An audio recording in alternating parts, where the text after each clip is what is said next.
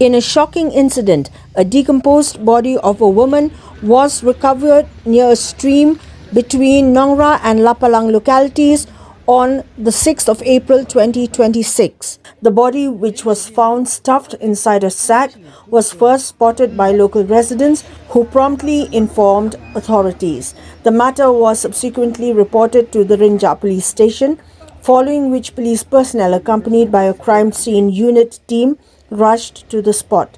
The team carried out an initial examination and collected vital evidence before retrieving the body.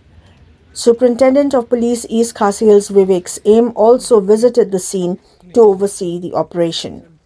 Police later identified the deceased as one A. Lang Pawa, a resident of Nong Thamai Laujanreo and a native of West Jaintia Hills who had been reported missing since the 20th of March 2026.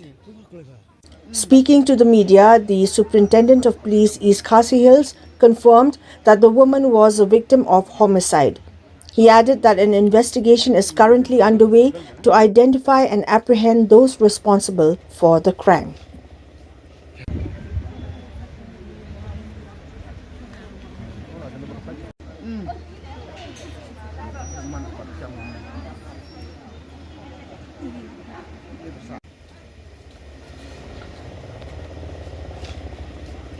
Nanti hadapkan ni buat ni hashtag ni tapi tetap ni bah kedan kini kamet apa ka ani ka angani ka sak no seperti ni ani kata like one ni like apa ini brought the officers ni but kani ada di side case this suspect ni ya side case but ni subah boleh ni tak Kelak matai kandiat ada berklaim ini kemet ne dikatakan. Ini dan ki bahaya dan ni ba ja na do ka putrek to brama chi.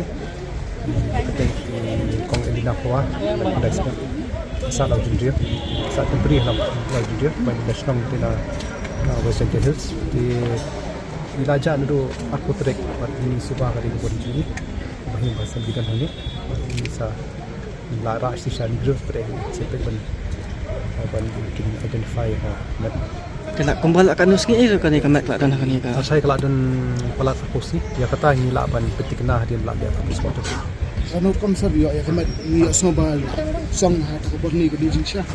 Hoi la song berni hi la te berni kita berni plastik kita ya berekam jadi ba la kurier